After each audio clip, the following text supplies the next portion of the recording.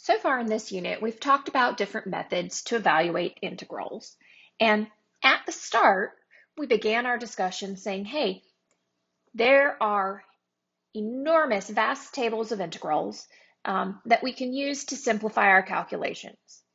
It's just a matter of, going to a book and looking up a specific pattern and knowing how to use it. So previously we explored integrals 1 through 20. I've pulled in here 21 through 29. The table of integrals in the current book that we use with this course has 157 integrals in it. Again, I don't expect you to know all of these integrals. However, when we start to recognize patterns, or the square roots, right? So we start, when we've looked at an integral and we don't know what our strategy will be to solve it, one thing that we can do is go see if we can find that pattern in a table of integrals. And so when you start looking at all of these patterns, you notice some similarities, right? And that just makes it easier for us to know where to look. And I'd like to point out, looking at all of these orange integrals that I've circled here, they're all in that same pattern, ax plus b, so a quantity times x plus a constant. And we have different, n can be anything but -1 in this situation, or we could have x times that ax plus b to an n, which would be anything except for n being -1 or -2. And you say, well, what am I supposed to do if n is -1 or -2? Well, what I would like you to notice is that 22, saying that n can't be -1 or -2, well, if you notice, we have 24 and 25, and those are both going to have that same pattern. It's just that 25 deals with the situation where n is -2, and 24 deals with the situation where n is -1. So let's do an example, and we're going to be differentiating between these three specific integrals in this first example. Here we have the integral of x times the quantity 2x plus 5 to the -1 power. And we don't look at this and say, hey, I'm going to use u substitution and I know that's going to work, or integration by parts. I just really don't know how to solve this. And I've seen that pattern, 2x plus 5, ax plus b, before. So we might go looking into a table of integrals. So again, I've pulled in those three integrals we were just talking about with that pattern, x times ax plus b to a power. And that works for any power as long as n is not -1 or -2. So our power here, we actually have n equal to -1. That means we're going to rely strictly on integral 24. And matching our pattern up to integral 24, you'll notice that we have a to be 2, and my b value is 5. So if I'm going to apply this pattern, my solution is going to look like x over a, which is 2, minus b, which is 5, over a squared, 2 squared, times the natural log of this argument, which is ax plus b, or 2x,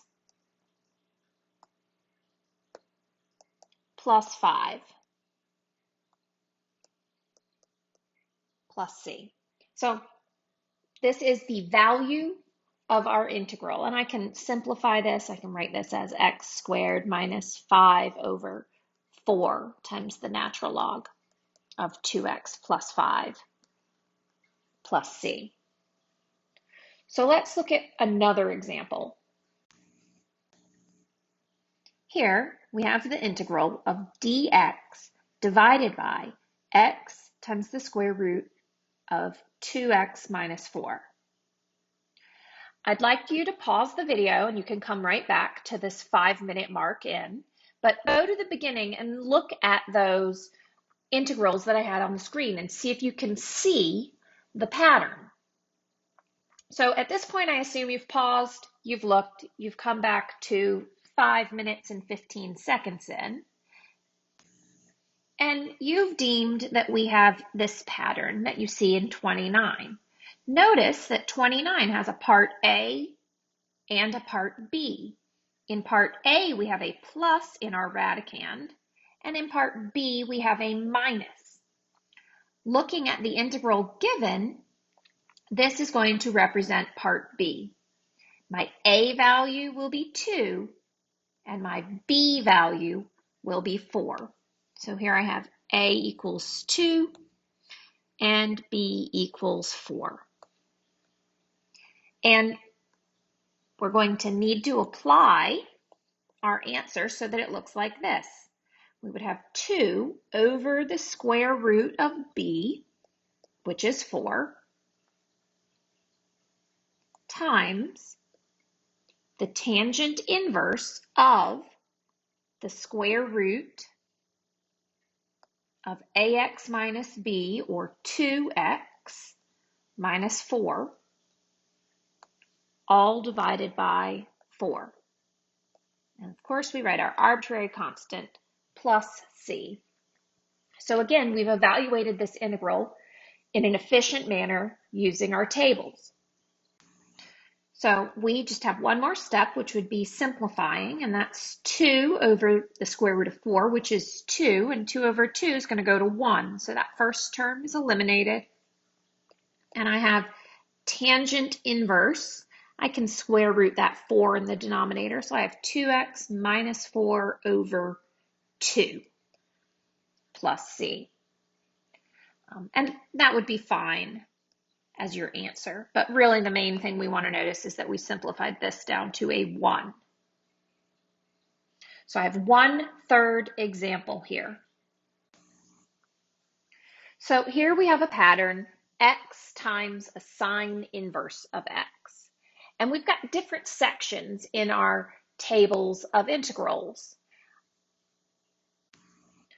For example, previously we had looked at ax plus or minus b. Here we have a squared plus x squared.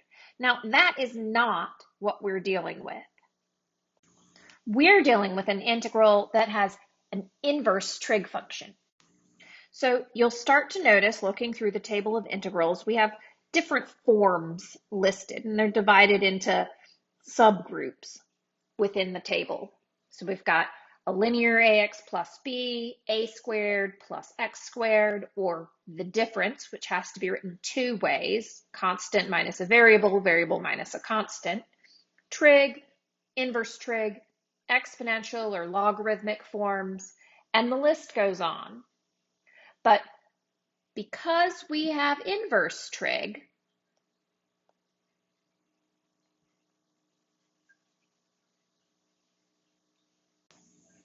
we go searching in our inverse trig section of our table, and we find that pattern.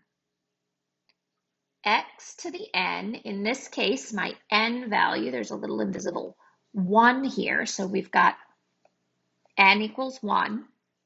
And then we have sine inverse of some quantity ax. So we could have a coefficient here. Again, my coefficient a is 1, but those values could be different. So we see that our table provides us with the correct pattern, integral number 106, which is going to give me all of this, okay? And, I didn't mention this before, but notice there's an addendum. This n cannot be to the -1 power. I'm sure there's a different integral somewhere in our tables. So what does this give us when we use this table value? This gives me x to the n plus 1, or 1 plus 1, over 1 plus 1. And then we have sine inverse of a times x, which is 1x, or just x. So just noting, technically there would be a 1x in there. And then we have minus a, which is 1, over n plus 1, 1 plus 1, times the integral of x to the n plus 1, 1 plus 1, dx over the square root of 1 minus a squared, which is 1 squared, times x squared. So notice I've used my table of integrals, I've calculated a value, but I still have an integral in here. So there's still some calculation left for me to do. So let's simplify what we're looking at. I have x squared over 2 times the sine inverse of x minus 1/2 times the integral of x squared over the square root of 1 minus x squared dx. So we need to calculate this piece. In this situation, I have 1 minus x squared. So that's a constant minus a variable squared. A constant squared, 1 squared, minus a variable squared. So that was a section from our table of integrals. So at this point, I'm going to go look in that section of my table of integrals where I have a constant minus a variable, both of which are squared. And we notice we can find integral number 49, which has x squared in the numerator, a square root in the bottom that has that pattern, a constant squared minus a variable squared.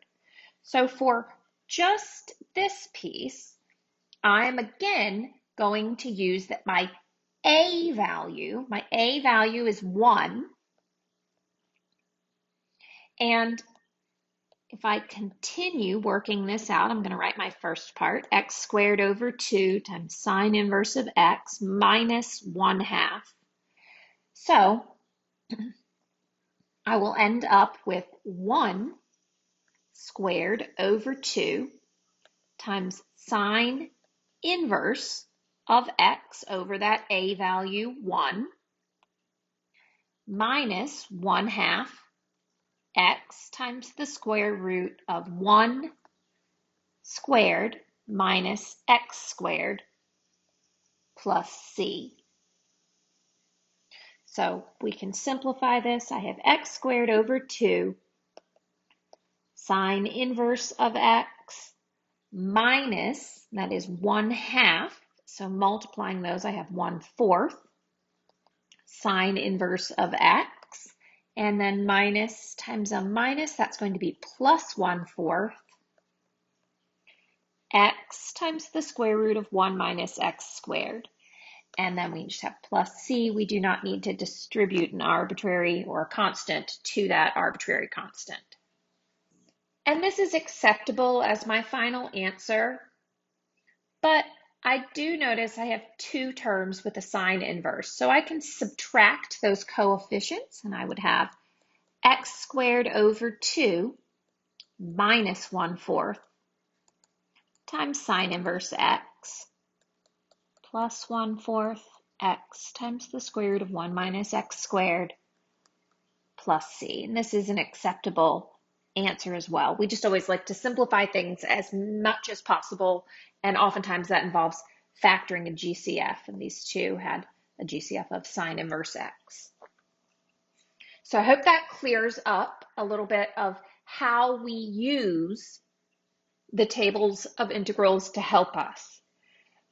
Personally, that's not my first resort. I always try and do it algebraically. I don't want to have to deal with the tables, but I want you to know that they're there.